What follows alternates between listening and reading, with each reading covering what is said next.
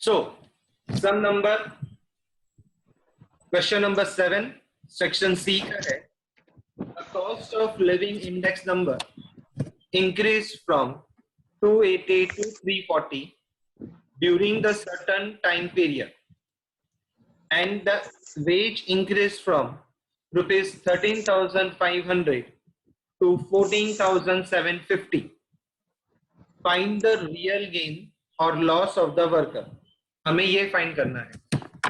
So according to the question ये दे दिया गया है कि आपका जो cost of living index number है वो इंक्रीज हुआ है फ्रॉम 280 से 340. तो your cost of living index number को हम लोग ने कॉलिन बोला COLIN और यहाँ पे हमने लिख दिया वेज क्योंकि ऊपर बोला था वेज इंक्रीज. तो cost of living index number है 280 से 340. तो कॉलिन हो गया 280 एंड 340 नीचे लिख दिया. वेज था 13,500 से 14,750 हो गया. Now your question is asking find the real gain or loss of the worker. So that means कि मुझे फाइंड करना है कि रियल गेन हुआ है या लॉस. तब इसका मतलब ये होता है कि जब 280 में 13,500 हुआ तो 340 पे कितना होगा एक्चुअली. तो ये जो दे रखा है वो गलत है. इसका मतलब ये है कि मुझे फाइंड करना पड़ेगा कि 340 पे एग्जैक्ट कितना वेज आना चाहिए. इसके लिए मैं क्रॉस मल्टीप्लाई करूंगा. सो 340 मल्टीप्लाई 13,500 डिवाइडेड बाय 280. नाउ इसे हम सॉल्व करेंगे तो क्या आंसर आ रहा है आपका 16,392.86. Yes 16,392.86. But ways of the worker जो था वो 14,750 है. में लिखा कि आपका जो वेज ऑफ द वर्कर है वो 14,750 है और मेरा जो वेज आ रहा है दैट इज 16,392.86 है. तो इसका मतलब मुझे लॉस हुआ है. So loss of the worker is 16,392.86 minus 14,750. तो अब जो दोनों का डिफरेंस है that is rupees 1642.86.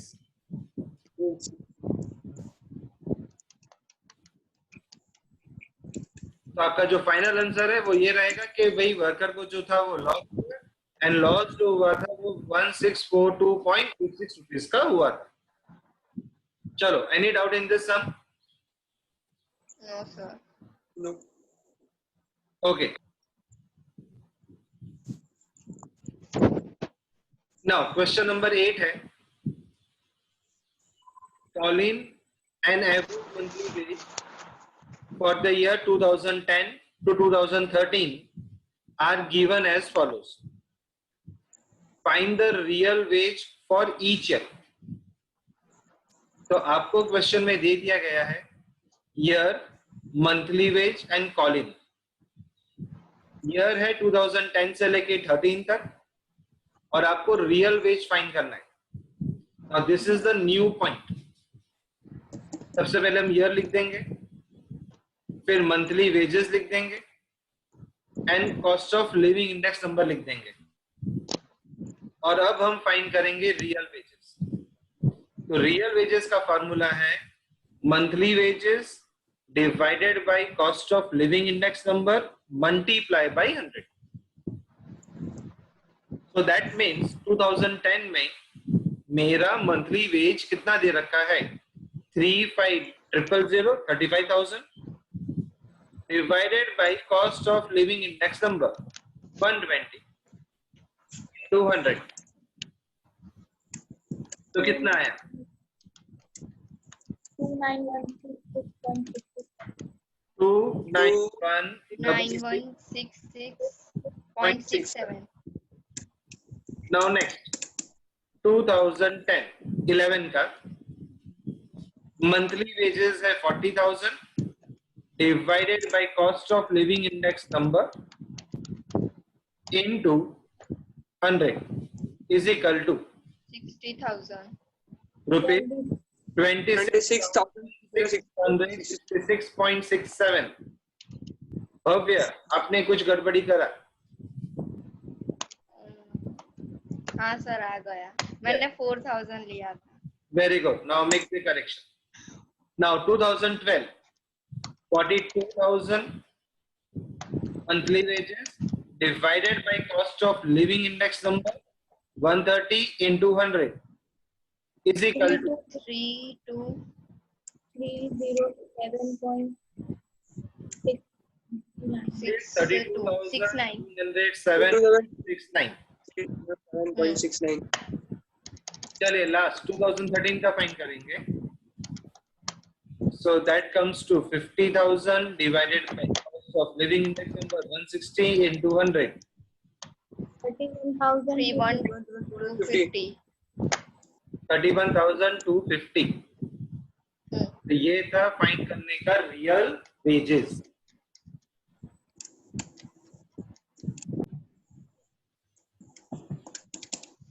चलिए नेक्स्ट सम है सेक्शन सी का question 9. The wholesale price index number for the year 2015 and 2016 are found to be 177.6 and 181.2 respectively. Find the rate of inflation using index number of both the years. So कहने का मतलब ये है कि हमें inflation find करना है, rate of inflation. So the wholesale price index number for the previous year 2015 is 177.6. Wholesale price index number of current year 2016 is 181.2.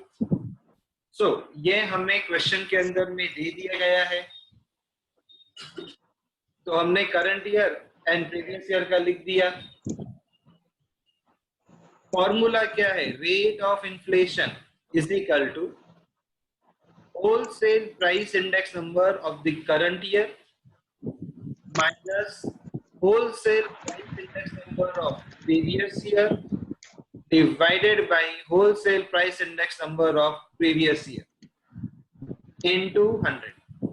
So this is the formula of rate of inflation. चलो भव्य formula को read करो एक बार.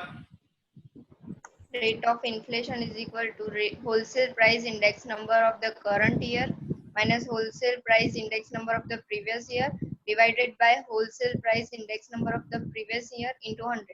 Vidhi, read the formula. Wholesale price index number of the current year minus wholesale price index number of the previous year divided by wholesale price index number of the previous year into 100. Rate of inflation is equal to wholesale price index number of the current year minus wholesale price index number of the previous year divided by wholesale price index number of the previous year into 100. Now Rachit. Wholesale price index number of the current year minus wholesale price index number of previous year divided by wholesale price index number of the previous year into 1. Okay, so rate of inflation is equal to, तो current year का मेरा price कितना है भाई? 177.6. My question is wholesale price index of current year. Question में देखो current year दिया है मैंने, 2016 is current year. 181.2. 181.2 देखो बोल्ड हो गया. So ये आ जाएगा 181.2. Then wholesale price index number of the previous year 177.6 divided by wholesale price index number of the previous year into 100. 6. So 181.2 minus 177.6 कितना होता है?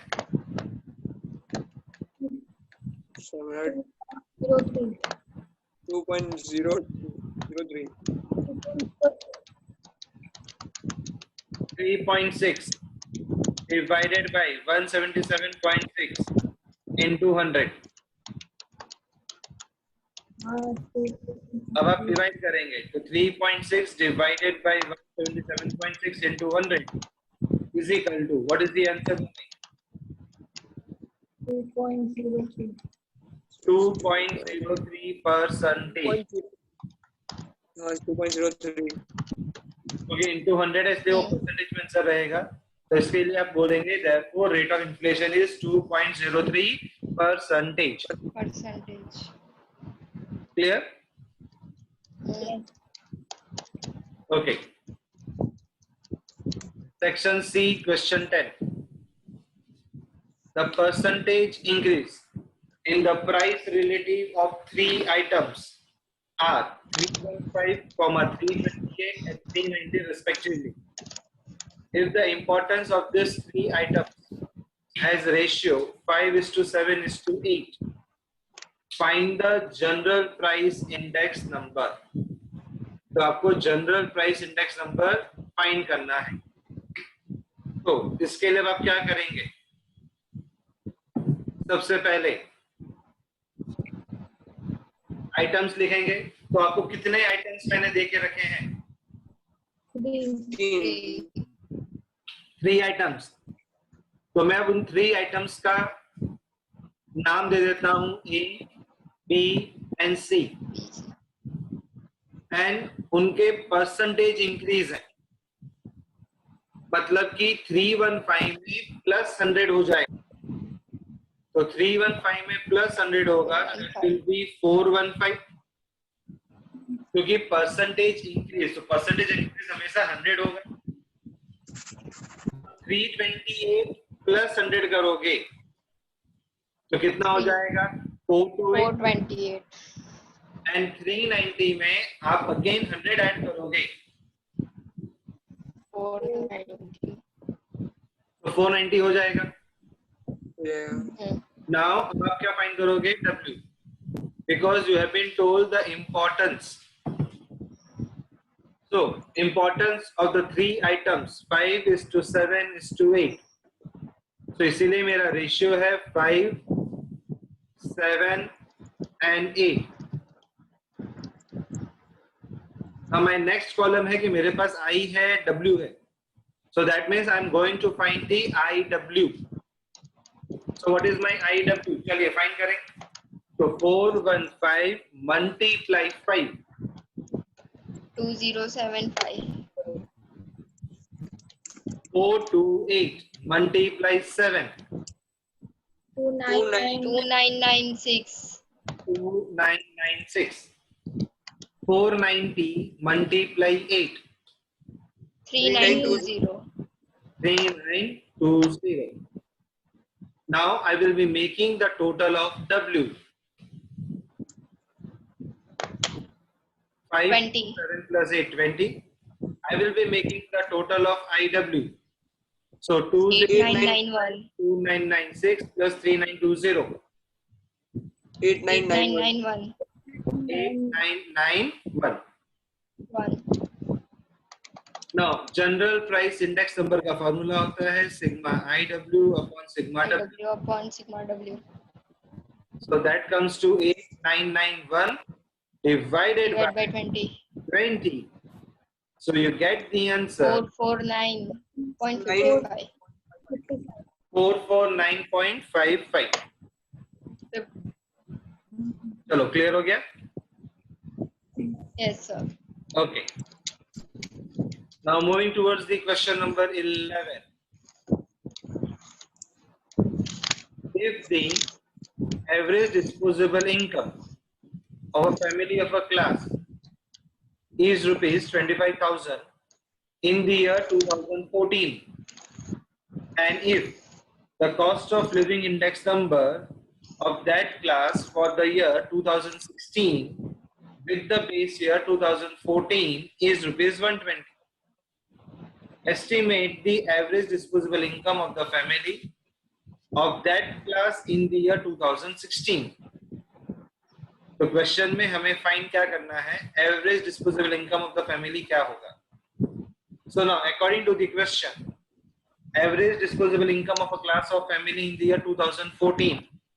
So 2014 में उनकी income जो थी 25,000.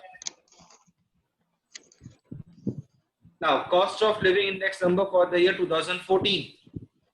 So cost of living index number of that class for the year 2016 with the base year 14 is 120. तो मैं यहाँ पे लूंगा 16 का है, तो मेरे को 14 का फाइंड करना है, तो 14 का क्या हो जाएगा 100, because that is my base year. लिखा है ना क्वेश्चन में with the base year 2014, तो 2014 मेरा क्या हो जाएगा 100 और 16 का बेस है 100. तो हम कॉलिन लिखेंगे, डिस्पोजेबल इनकम लिखेंगे, कॉलिन में लिखेंगे 100 एंड दूसरा है 120. जब 100 था तो my disposable income was 25,000. So 120 income कितनी है मुझे ये फाइंड करना है. So you have to do cross multiply. 3,000. So 25,000 multiply 120 divided by 100. 30,000. 30,000. So we will say that average disposable income of the family in the year is rupees 30,000. चलो clear हो गया.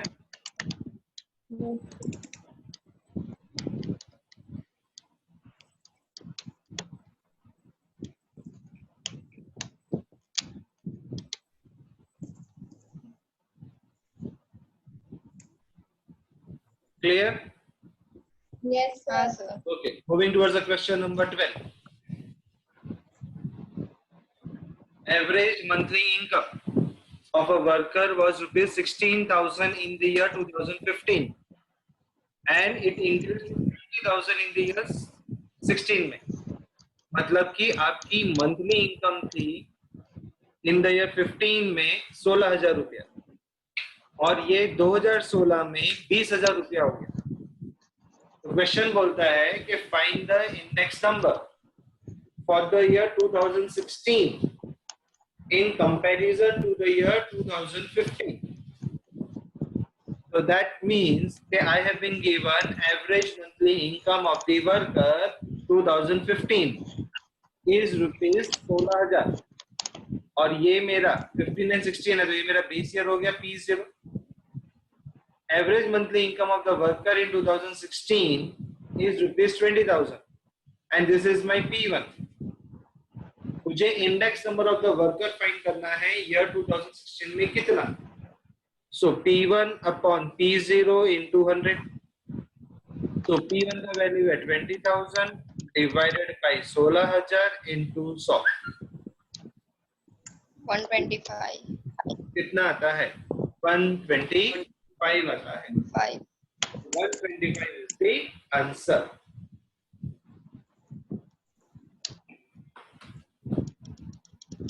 चलिए clear.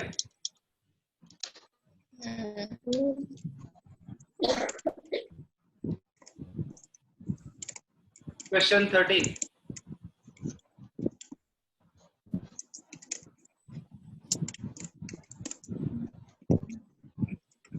If the production of an item increased by 9/5 times in the year 2016 compared to the base year, find the index number of production for the year 2016.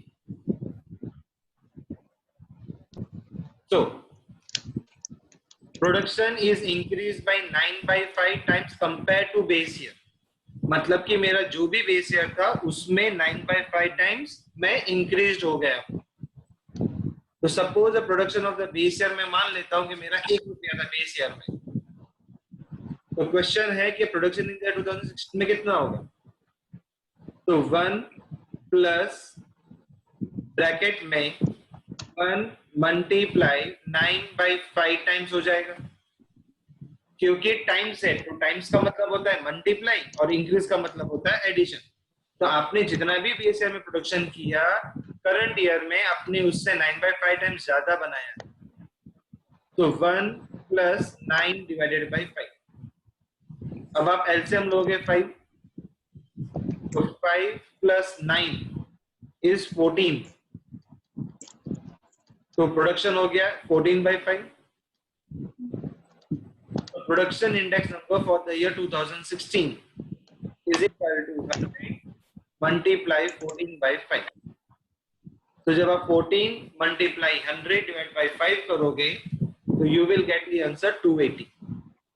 280, कि आपने production जो किया था index number का वो 280. इसमें कोई डाउट है किसी को? सर 2016 वाले में पता नहीं चला. देखो अपना क्वेश्चन क्या बोलता है कि if the production of item increase होता है 9/5 times in the year 2016 compare to base year, मतलब कि 2016 जो है वो मेरा करंट ईयर है, तो करंट ईयर में मेरा प्रोडक्शन कितना होगा? तो ये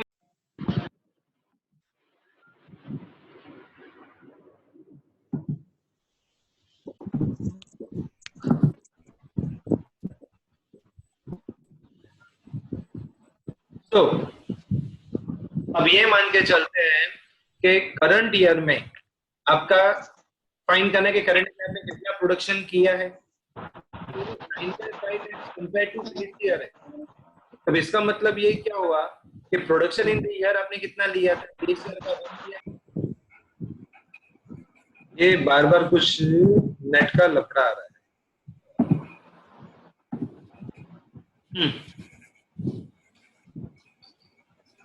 तो बेस ईयर, आप इसके सम को दूसरा कैसे सॉल्व कर सकते हो?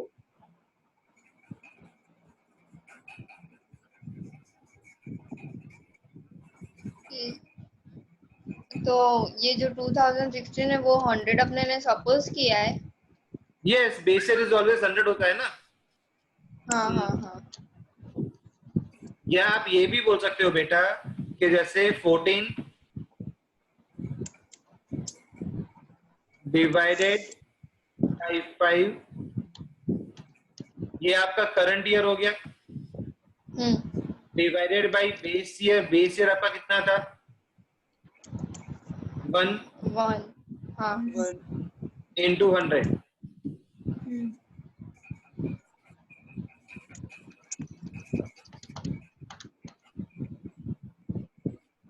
तो ये आपने क्या फाइंड कर लिया? इंडेक्स नंबर फाइंड कर लिया ना. हाँ.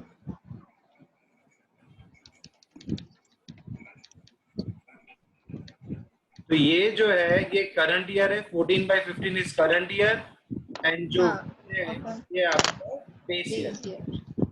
हाँ. इसीलिए 14/5 हो गया. हाँ. क्लियर? हाँ सर.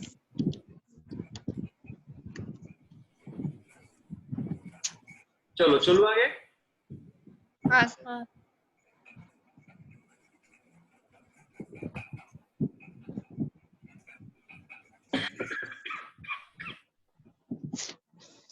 Question number 14.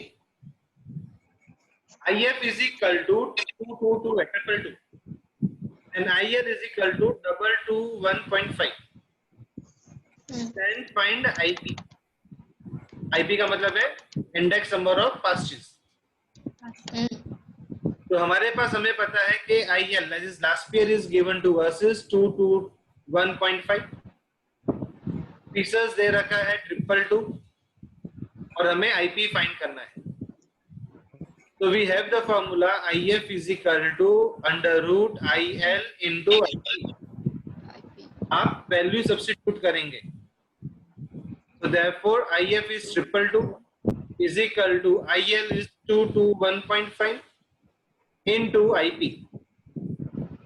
अब आप स्क्वायर रूट हटाएंगे, तो स्क्वायर रूट हटाओगे तो 222 का स्क्वायर हो जाएगा is equal to 221.5 into IP.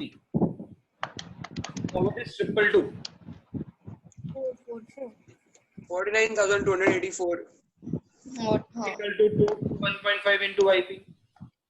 So 49284 divided by 221.5 is equal to IP. अब इसे डिवाइड करोगे तो हो जाएगा. कितना है? 222.50. So this is your IP.